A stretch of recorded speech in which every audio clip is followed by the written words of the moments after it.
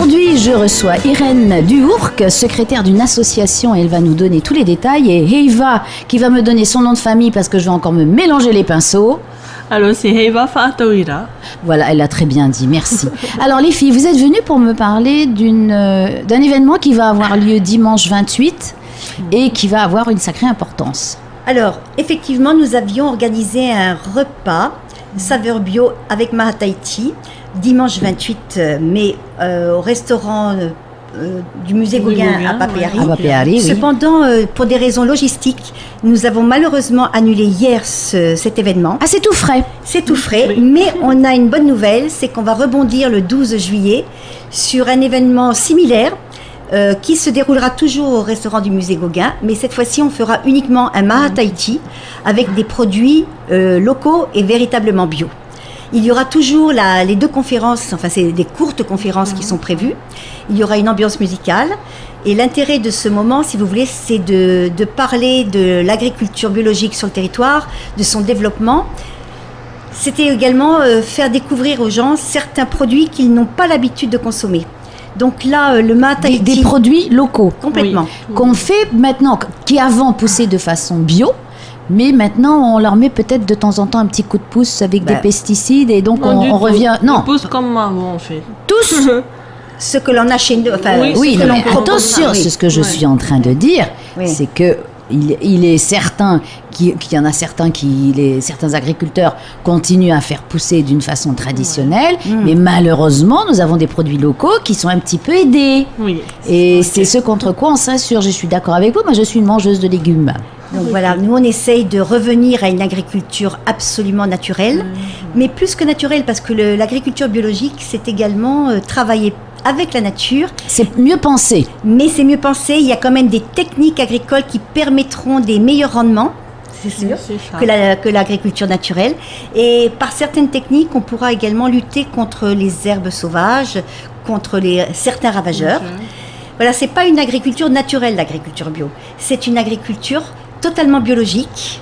Mais pensée et repensée en fait. Structurée. Et voilà, donc nous, on aimerait vraiment que ça se développe sur le territoire. Alors comment faire? Parce que bon, moi je sais par exemple pour ma petite expérience, j'ai essayé de semer des courgettes qui sont très bien parties et qu'on a été obligé d'arracher parce qu'elles étaient envahies de champignons, d'une moisissure, et comme on n'a pas voulu traiter, eh bien la méthode a été radicale. Bon ben justement pour les courgettes, le problème c'est que c'est un légume excellent, mais qui ne correspond pas tout à fait aux légumes tropicaux. Donc c'est pourquoi il est malheureux ici. Il ne pousse pas très facilement, c'est compliqué. Certains des agriculteurs de notre association ont renoncé à cette culture par exemple parce que ça demande beaucoup trop de travail, la réussite n'est pas assurée. Donc dans notre association, bien entendu, il faut que les gens puissent manger ce qu'ils veulent, mais nous on encourage les agriculteurs à développer la culture de produits végétaux qui sont totalement adaptés aux milieux tropicaux. Et il existe des légumes que les gens méconnaissent. Notamment, il existe des légumes frits ou des légumes verts qui ont des intérêts nutritionnels excellents, intéressants, qui sont méconnus des gens, mais qui existent sur le territoire. Et qui sont adaptés à la région tropicale.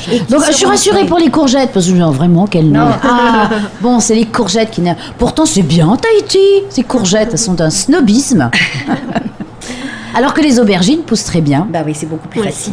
C'est des plantes plus rustiques qui s'adaptent plus facilement à l'environnement. Donc alors je veux tout savoir moi. Eh bien, donc les courgettes, on oublie. Bah, c'est pas qu'on oublierait, certains de nos agriculteurs vous donneraient des trucs, hein, évidemment. Moi, je suis simplement consommatrice, donc je ne suis pas techniquement en mesure de vous donner tous les détails. Mais si vous vouliez avoir des informations sur les méthodes d'agriculture bio, vous pourriez nous contacter. De temps en temps, on organise des formations. Voilà, il faut rappeler le nom de l'association. Alors, notre association s'appelle SPG Biophytia. Ça veut dire Système Participatif de Garantie. C'est un bien grand mot, alors tu peux voilà, alors parce que nos auditeurs... Nous sommes un organisme composé d'agriculteurs et de consommateurs qui promeuvent le bio. Nous avons été reconnus par le pays pour être un organisme qui délivre la garantie bio, parce que nous faisons des contrôles. Ah, voilà, la norme d'agriculture biologique qui nous sous-tend, c'est la norme océanienne d'agriculture biologique. Et maintenant, nous, dans notre association, nous sommes à peu près 29. Il y a à peu près 15 agriculteurs. Jusqu'à présent, nous avons 10 agriculteurs qui sont garantis bio. Depuis 2 ans, on en est à 10. Eux ou leurs légumes? Les légumes.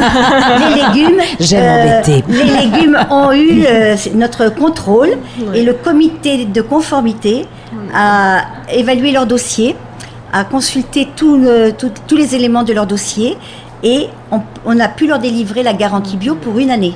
Chaque année, cette garantie... Ah oui, c'est remis en question. C'est remis en question. Vous vérifiez. Et là, nous avons d'autres agriculteurs qui ont déposé leur dossier. On passe chez eux...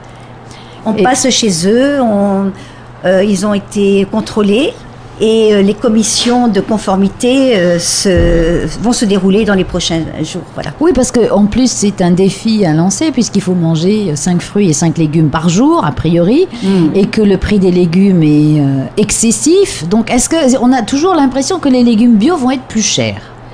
Alors, est-ce qu'on peut faire pousser soi-même des légumes bio dans son jardin ? Est-ce qu'on peut demander aux agriculteurs de les faire moins chers ? Mais c'est-à-dire, après, c'est toute la filière qui prend de l'argent au passage. Alors, Heiva, toi, tu es agricultrice, tu fais pousser ou... Non, du tout, je suis juste l'assistante de l'association. J'ai commencé il y a 1 an, je me suis plus dans ce domaine. Alors, tu disais que les personnes pouvaient planter elles-mêmes leurs fruits et légumes chez eux. Oui, elles peuvent les planter chez elles. Maintenant, ça demande des techniques plus raffinées par rapport à l'agriculture normale. Est-ce que ça justifie le prix plus élevé ? Oui, alors je dirais que ça justifierait d'une part parce que d'abord l'agriculteur qui fait de l'agriculture biologique, il n'utilise pas de produits, donc c'est un produit plus sain par rapport à celui qui est conventionnel, donc c'est une qualité plus supérieure à celui du conventionnel. Visuellement, par exemple, les tomates, elles sont un petit peu, oui, mais un peu torturées, quoi. En fait, en agriculture biologique, il ne faut pas regarder uniquement le visuel. Maintenant, on a changé notre façon de voir. C'est quelque chose qui est beau, on associe facilement ça à bon. Mais pas forcément. Parce qu'on a été bien formaté par les grandes surfaces. Hein. Voilà. Après, on va parler de la beauté intérieure. Oui. Alors donc, il faut penser à la beauté intérieure des légumes. Oui. Moi, je vais vous parler d'un meilleur goût. Oui. Les produits biologiques, je veux dire, c'est incomparable en termes de goût. Les valeurs gustatives sont nettement meilleures. Nous avons également un produit biologique qui va durer davantage dans le temps. Il s'abîmera moins vite. Donc ça, c'est intéressant. Un produit cultivé de manière biologique ne contiendra aucun pesticide ou engrais chimique qui ont des effets tout à fait pervers dans la santé, et ça maintenant c'est prouvé. Donc voilà pourquoi nous on promeut le bio. De plus, on promeut le bio pour préserver la santé des agriculteurs. Parce que les premières personnes exposées au danger des pesticides ou autres produits sont bien les agriculteurs. Et enfin, en évitant ces produits chimiques qui proviennent de la pétrochimie, qui sont importés, qui coûtent cher et qui coûteront toujours plus cher parce que peut-être qu'on sera soumis à d'autres crises pétrolières. Si vous voulez, si on apprend à cultiver différemment, les agriculteurs de pays retrouveront leur autonomie. D'autant qu'ici, c'était un petit peu le jardin d'Éden, tout poussé à un moment donné. On peut faire pousser énormément de choses. Mais c'est vrai que l'agriculture a été dévalorisée pendant des années. Donc vous vous acharnez et vous avez raison. Oui, c'est important. Et je vous suis. Alors, tu nous redonnes les détails, s'il te plaît, de la journée du 12 juillet. Alors, le 12 juillet, ce sera un Mahataiti absolument bio au restaurant du musée Gauguin à Papeari. Nous vendons des places pour les adultes à 4 000 francs, pour les enfants à 2 000 francs. Que dire d'autre Donc on peut s'inscrire au dernier moment. Alors il vaut mieux s'inscrire à l'avance. Je vais vous donner le numéro de téléphone du secrétariat. C'est le 87 35 49 35. Et il y a un site. Il y a un site, alors sur le Facebook, oui, notre adresse est SPG Biofetia. Alors, tu veux bien répéter lentement. Voilà, nous avons un site sur Facebook. Vous allez sur SPG, c'est ça, c'est l'adresse qui m'intéresse. Vous allez sur Facebook, vous tapez SPG Biofetia. Bio Fétia, comme Voilà. l'étoile. Sinon, vous pouvez également consulter notre site internet. Et là, vous aurez beaucoup plus d'informations sur ce qu'est le système participatif de garantie. C'est un organisme, une association composée d'agriculteurs et de consommateurs qui rendent des visites chez les agriculteurs pour les guider dans le comment faire pour faire du bio. Et ensuite, si l'agriculteur veut obtenir le logo Bio Pacifica, que vous allez voir de plus en plus sur les emballages des produits végétaux chez les commerçants, eh bien, à ce moment-là, ils doivent constituer un dossier.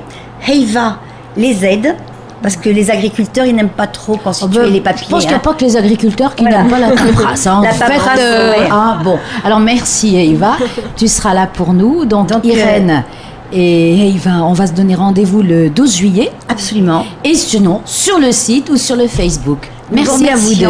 Merci.